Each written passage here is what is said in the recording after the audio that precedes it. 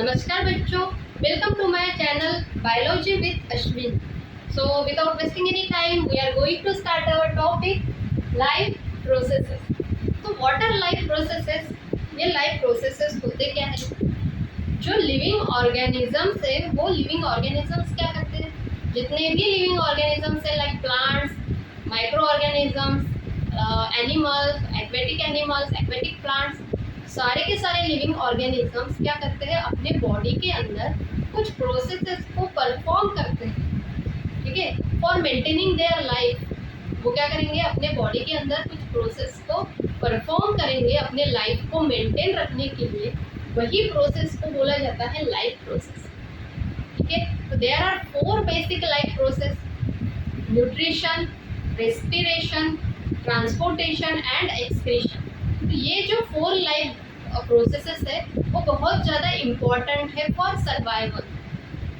अगर कोई life processes को परफॉर्म नहीं करता है तो वो सर्वाइव नहीं कर पाएगा। तो अपने लाइफ को मेंटेन रखने के लिए ये जो बेसिक लाइफ प्रोसेसेस है वो बहुत ज़्यादा क्या है? नेसेसरी है, बहुत ज़्यादा इम्पॉर्टेंट है, ठीक है। अब which criteria to decide whether something is alive और नॉट? मतलब ऐसा कौन सा क्राइटेरिया है जिसकी मदद से हमें पता चलता है कि कोई ऑर्गेनिज्म अलाइव है कि नहीं है, जिंदा है कि नहीं है? बिकॉज ऑफ मूवमेंट की वजह से हमें पता चलता है कि कोई ऑर्गेनिज्म अलाइव है कि नहीं है।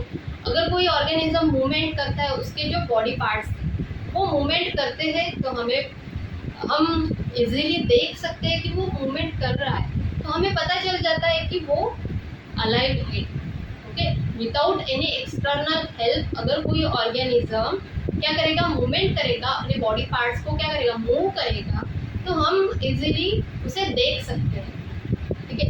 लेकिन कुछ मूवमेंट ऐसे होते हैं जो इजीली विजिबल नहीं होते, like molecular movement. Molecular movement कहाँ पर होते हैं? बॉडी के अंदर। जो इंटरनल जो हमारी बॉडी है, इंटरनल बॉडी में कौन से मूवमेंट्स होते हैं? Molecular movement. अगर लिविंग ऑर्गेनिजम्स के बॉडी के अंदर मॉलिक्यूल्स का अगर मूवमेंट हो रहा है तो वो ऑर्गेनिज्म अलाइव है, ठीक है। तो because of molecular movement organisms can survive. Because of molecular movement जो ऑर्गेनिजम्स है वो क्या कर सकते हैं? लाइफ प्रोसेस को परफॉर्म कर सकते हैं, है ना। अगर मॉलिक्यूल्स ने हमारे बॉडी के अंदर अगर मॉलिक्यूल्स मूवमेंट ही नहीं करेंगे तो फिर जो बॉडी की फंक्शन है, जो भी प्रोसेस जो होता है, ठीक है, वो हो पाएगा क्या? नहीं, ठीक है। तो मॉलिक्यूलर मूवमेंट भी बहुत इम्पॉर्टेंट है फॉर अवर सर्वाइवल, ठीक है। तो जो बॉडी पार्ट्स है वो मूवमेंट करते हैं, वो तो इजीली विजिबल होते हैं, लेकिन जो मॉलिक्यूलर मूवमेंट्स है वो इजीली विजिबल नहीं होते। लेकिन इसका मतलब ये नहीं है कि हम बाहर से अगर कोई ऑर्गेनिज्म मूवमेंट नहीं कर रहा है तो वो अलाइव नहीं है, ऐसे नहीं होता। अगर उसके बॉडी के अंदर मॉलिक्यूलर मूवमेंट्स अभी भी चल रहा है तो वो ऑर्गेनिज्म अलाइव है, जिंदा है, ठीक है। तो there are 4 basic life processes. कौन से है? सबसे पहले है न्यूट्रिशन, ठीक है। तो ये जो न्यूट्रिशन है, न्यूट्रिशन मतलब क्या होता है? फूड से ही हमें क्या मिलता है? न्यूट्रिशन मिलता है ना। तो फूड के अंदर ये न्यूट्रिएंट्स प्रेजेंट होते हैं। ये न्यूट्रिएंट्स मतलब कार्बोहाइड्रेट्स, विटामिन्स, फैट्स और प्रोटीन्स, मिनरल्स। ये क्या है? ये न्यूट्रिएंट्स जो कि हमारे बॉडी को अलग अलग फंक्शन में हेल्प करेंगे।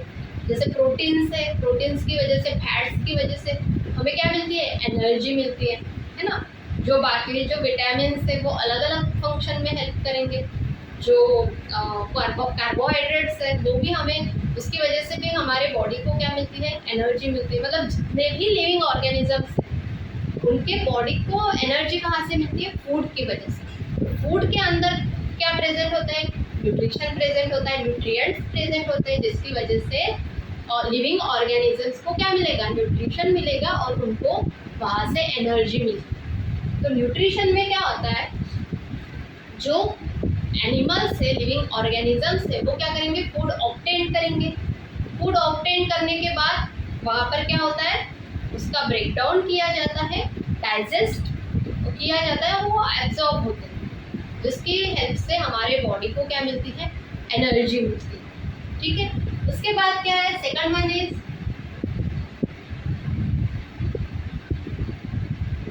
रेस्पिरेशन। ठीक है, तो रेस्पिरेशन में क्या होगा, जो हमने फूड ऑब्टेन किया था, हमारे बॉडी ने फूड को क्या किया,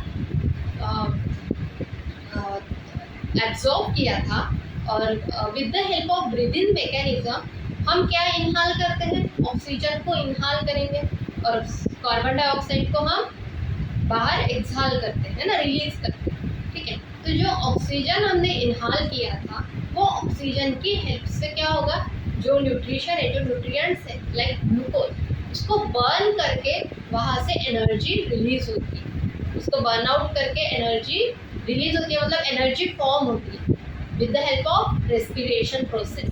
ठीक है, तो पहले न्यूट्रिशन में क्या हुआ, फूड को डाइजेस्ट किया, डाइजेस्ट करने के बाद वहाँ से जो इम्पोर्टेंट न्यूट्रिएंट्स थे उसको हमारे बॉडी ने क्या किया, एब्जॉर्ब किया।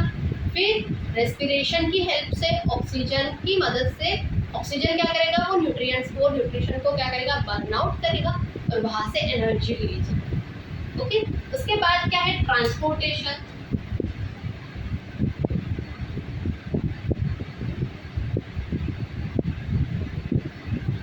ट्रांसपोर्टेशन में क्या होता है, जो एनर्जी है, जो इम्पोर्टेंट मॉलिक्यूल्स है, जो इम्पोर्टेंट न्यूट्रिएंट्स है, उसको ट्रांसपोर्ट करने का काम होता है ट्रांसपोर्टेशन।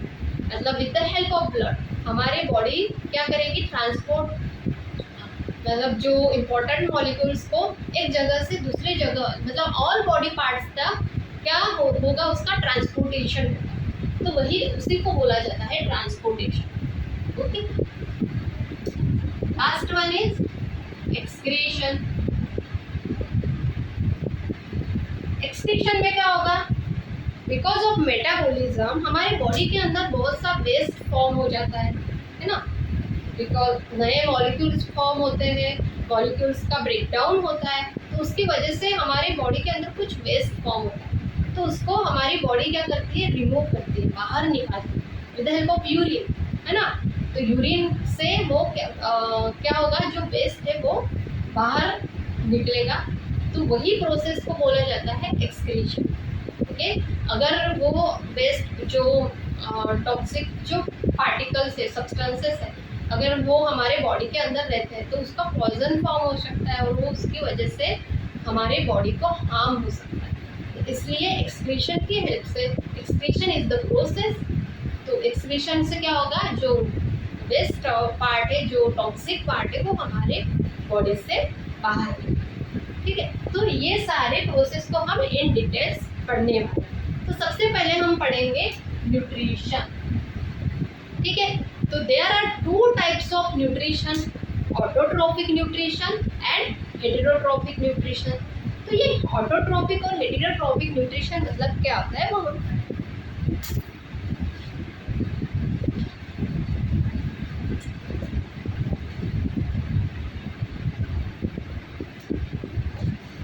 फर्स्ट वन इज, हम क्या पढ़ने वाले हैं, न्यूट्रिशन। ठीक है,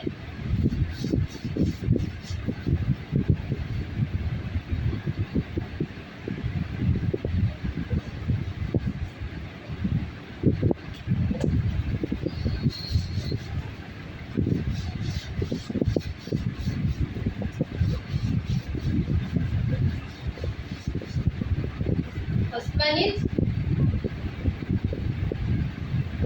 ऑटोट्रोपिक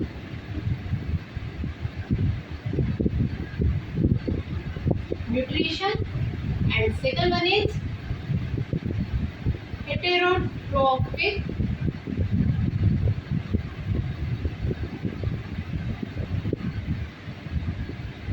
न्यूट्रिशन। ठीक है, तो ऑटोट्रोपिक न्यूट्रिशन में और हेटेरोट्रोपिक न्यूट्रिशन में क्या डिफरेंस है।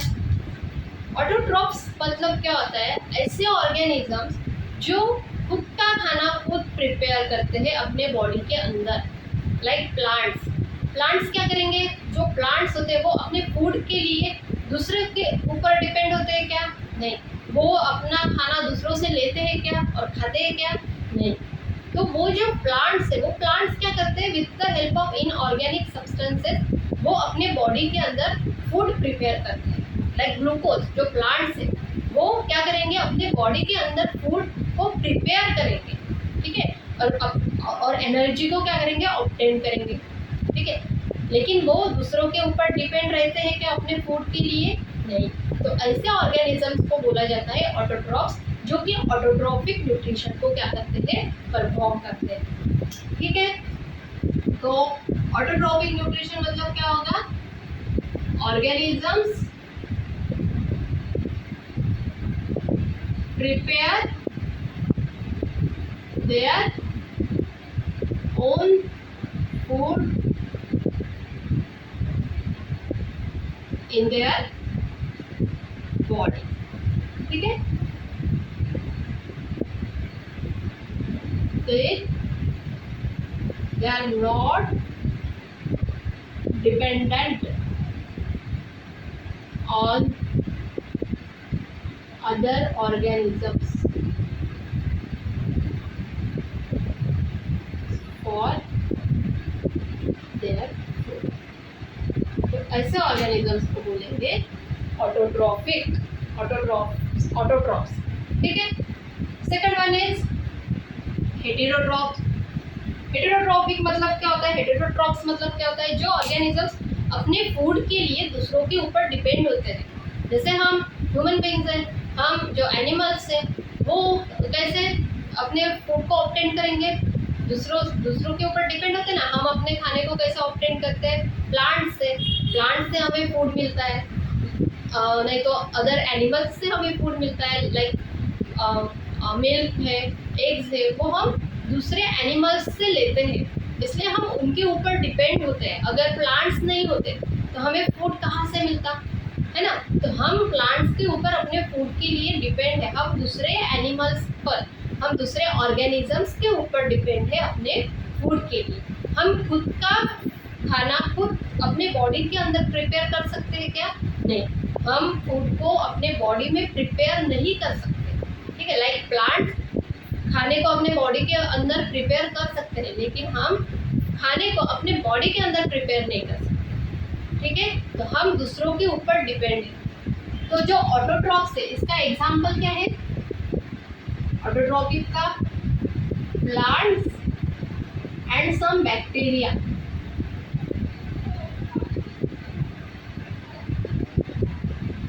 ठीक है।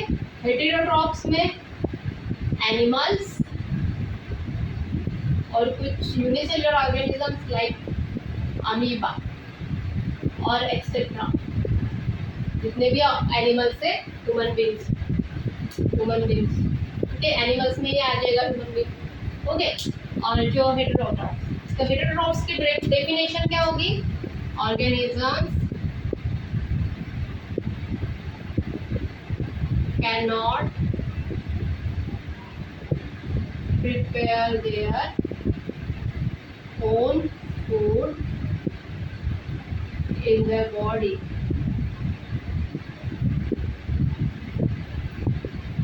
They are dependent on other organisms for their food. Okay, got it?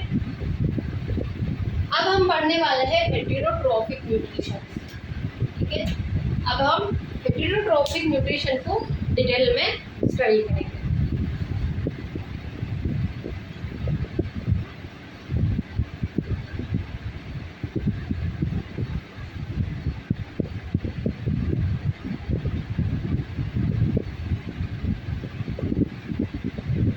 Heterotrophic nutrition मतलब क्या होता है, मैंने ऑलरेडी आपको उसकी डेफिनेशन बता दी है। जो ऑर्गेनिज्म खुद के फूड के लिए दूसरों के ऊपर डिपेंड होते हैं, अपने खाने को वो खुद प्रिपेयर नहीं कर सकते हैं अपने बॉडी के अंदर, ऐसे ऑर्गेनिजम्स को बोलेंगे हेटेरोट्रॉफ्स। तो वो कौन सा न्यूट्रिशन को परफॉर्म करेंगे? Heterotrophic nutrition. तो there are 3 types of heterotrophic nutrition. There are 3 types of heterotrophic nutrition. कौन से है वो? First one is saprophytic. Second one is parasitic, and third one is holozoic. ठीक है, saprophytic, parasitic and holozoic nutrition. तो ये 3 types है किसके, हेटेरोट्रॉफिक न्यूट्रिशन. तो सैप्रोफाइटिक मतलब क्या होता है, जो ऑर्गेनिजम्स खुद के फूड को डेड एंड डिकेइंग ऑर्गेनिजम्स से ऑब्टेन करते हैं, ऐसे ऑर्गेनिजम्स को बोला जाता है सैप्रोफाइट्स. ठीक है, जो organisms obtain their food from dead and decaying organisms, मतलब डेड और डिकेइंग मतलब सड़े हुए. ठीक है, ऐसे ऑर्गेनिजम्स से वो क्या करेंगे, फूड को ऑब्टेन करेंगे.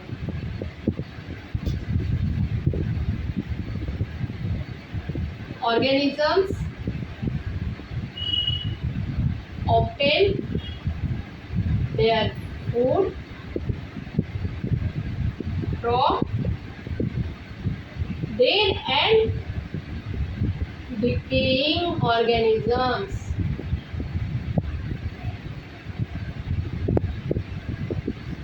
ठीक है, पैरासिटिक मतलब क्या होता है, पैरासिटिक मतलब जो ऑर्गेनिजम्स होते हैं वो खुद के फूड को ऑब्टेन करते हैं लेकिन विदाउट किलिंग देम, मतलब उनको मारे बिना वो क्या करेंगे, अपने खाने को ऑब्टेन करेंगे अदर ऑर्गेनिजम्स से.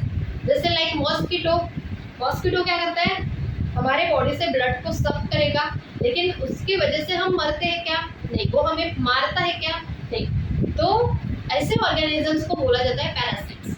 ठीक है, लाइक जूहे, लाइस, वो क्या करते हैं, ब्लड सक करेंगे, है ना, लेकिन उसकी वजह से हम मरते हैं क्या, नहीं. ऐसे ऑर्गेनिजम्स को क्या बोला जाता है, पैरासाइट, जो कि पैरासिटिक न्यूट्रिशन को क्या करेंगे, परफॉर्म करेंगे. Organisms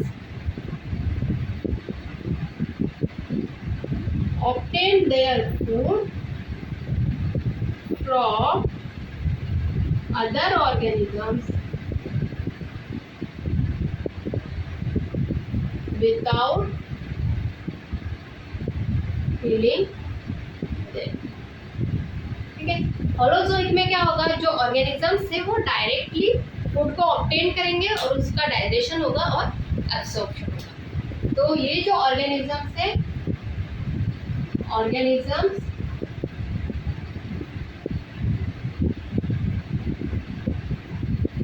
directly obtain their food from other organism and digest it, absorb it. ठीक है, तो ये है हेटेरोट्रॉफिक न्यूट्रिशन. सैप्रोफाइटिक न्यूट्रिशन में, सैप्रोफाइट्स में क्या एग्जाम्पल क्या है इसका, ईस्ट है, मशरूम है, मोल्ड्स है. तो ये सैप्रोफाइटिक के एग्जाम्पल्स है. पैरासिटिक के एग्जाम्पल्स लाइस, राउंडवॉर्म, मॉस्किटो, ये है पैरासिटिक. ठीक है, और होलोजोइक में animals like human beings,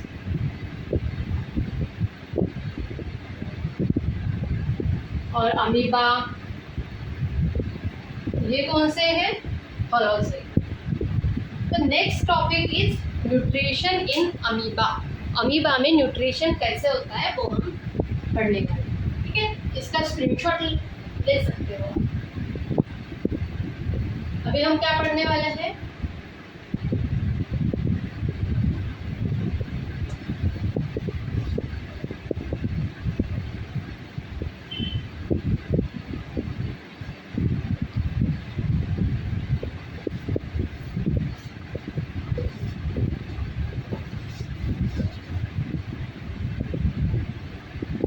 nutrition in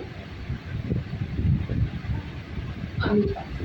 ठीक है, तो अमीबा में कौन सा न्यूट्रिशन होता है, होलोजोइक न्यूट्रिशन. क्योंकि वो डायरेक्ट क्या करेगा, फूड को ऑब्टेन करेगा, फिर उसको डाइजेस्ट करेगा और उसका एब्जॉर्प्शन होगा उसकी बॉडी के अंदर। सो न्यूट्रिशन, अमीबा में न्यूट्रिशन 5 स्टेप में होता है, ठीक है। सबसे पहले क्या होता है, इजेशन। इजेशन में जो अमीबा है फिंगर लाइक प्रोजेक्शन फॉर्म करता है जिसको बोला जाता है सूडोपोडिया। फिर with the help of pseudopodia वो फूड पार्टिकल को एनसर्कल करता है, फिर एनगल्फ करता है, फिर उसका क्या होगा, डाइजेशन होगा, उसका ब्रेकडाउन होगा। उसके बाद फिर उसका एब्जॉर्प्शन होगा, मतलब जो डाइजेस्टेड फूड है वहाँ से इंपॉर्टेंट न्यूट्रिएंट्स को वो क्या करेंगे, एब्जॉर्ब करेंगे। फिर उसका असिमिलेशन, यूटिलाइजेशन होगा पूरे बॉडी के अंदर, एनर्जी फॉर्म होगी, और फिर इंजेक्शन मतलब जो वेस्ट मटेरियल है वो बॉडी से बाहर निकले। तो इसके लिए हम पढ़ेंगे इंजेक्शन में क्या होगा।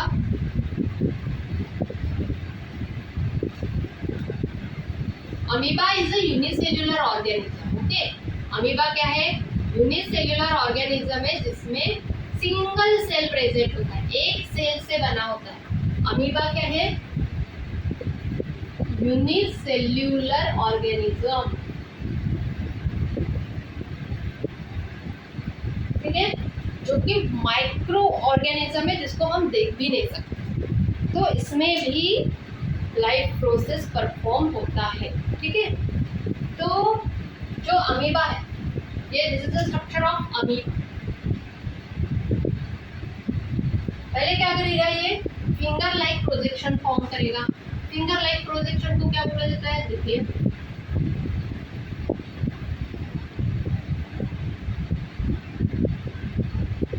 Like this. क्या किया इसने, फिंगर लाइक प्रोजेक्शन फॉर्म किया, ठीक है। इसको बोला जाता है pseudopodia. Pseudopodia is a locomotory organ जो कि लोकोमोशन में हेल्प करता है, ठीक है। फिर ये फिंगर लाइक प्रोजेक्शन फॉर्म करने के बाद, फॉर एग्जांपल ये क्या है, फूड पार्टिकल, इसको वो क्या करेगा, ये फिंगर लाइक प्रोजेक्शन से ऐसे वो क्या करेगा, एनसर्कल करेगा, ठीक है। क्या किया उसने, एनसर्कल किया। अमीबा है,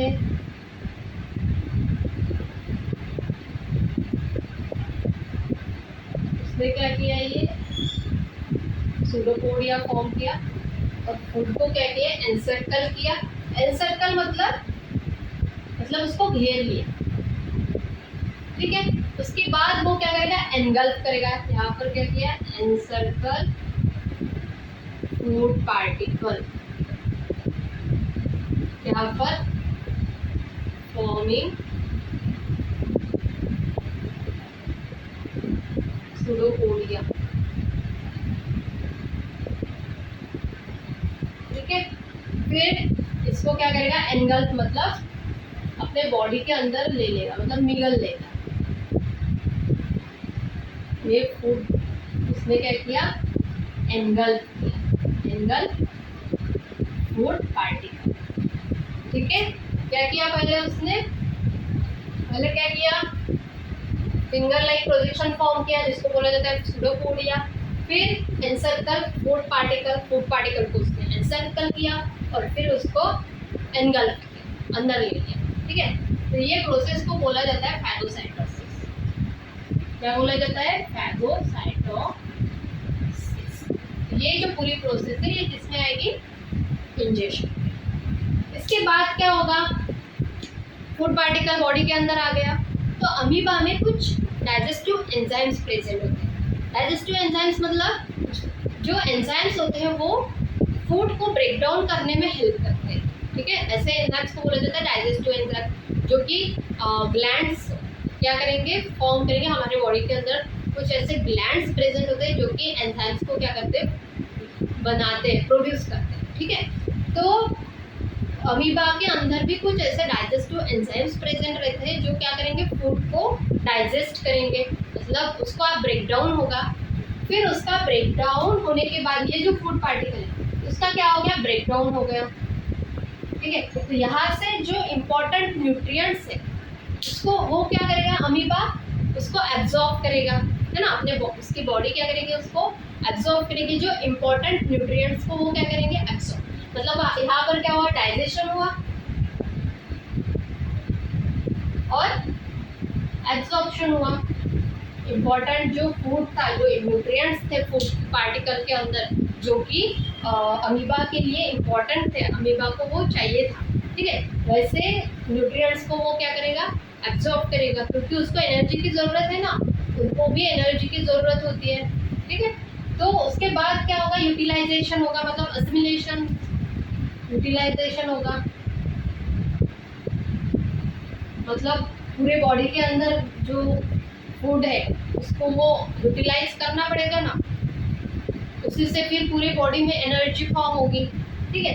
तो फिर क्या हुआ, एब्जॉर्प्शन हुआ, फिर असिमिलेशन मतलब उसका यूटिलाइजेशन। फिर ये अमीबा क्या करता है, जो अनवांटेड मटेरियल है, जो वेस्ट मटेरियल है, उसको वो रिमूव करेगा बॉडी से बाहर। तो वो क्या करता है, ये जो फूड वैक्यूल ये रप्चर करके, ये जो इसकी वॉल है, ये जो मेम्ब्रेन, ठीक है, ये मेम्ब्रेन को ये रप्चर्ड होगा और यहाँ से जो वेस्ट मटेरियल को इंसेस, ठीक है। पहले क्या किया, अमीबा ने फूड को एंगल्फ किया, अपने बॉडी के अंदर ले लिया, और फिर उसके बाद क्या होगा, उसका एब्जॉर्प्शन होगा, जो इम्पोर्टेंट न्यूट्रिएंट्स नहीं सॉरी उसका डाइजेशन होगा, फिर एब्जॉर्प्शन, फिर असिमिलेशन, फिर इंजेक्शन, ठीक है। तो ये 5 स्टेप में अमीबा क्या करता है, परफॉर्म करता है न्यूट्रिशन। तो इस तरह से होता है न्यूट्रिशन इन अमीबा, ठीक है। यहाँ तक समझ में आया आपको?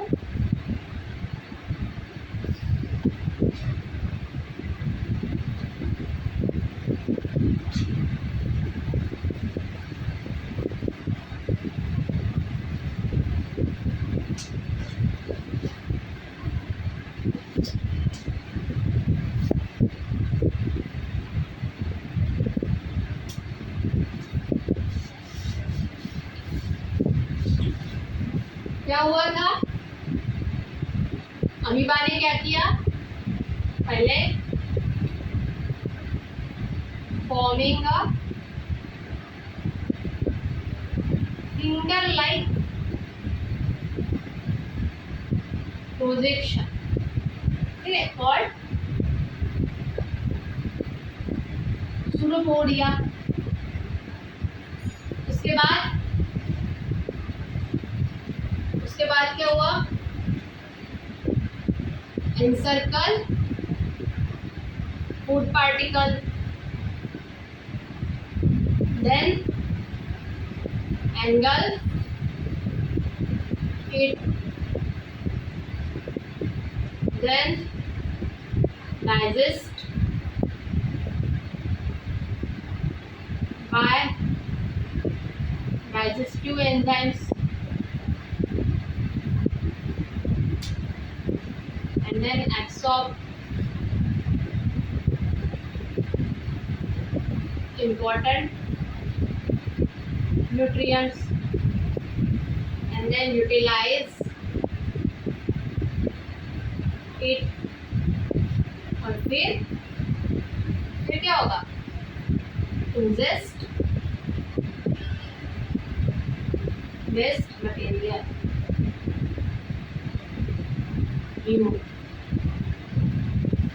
ठीक है। तो इस तरह से होता है अमीबा के अंदर न्यूट्रिशन, ठीक है।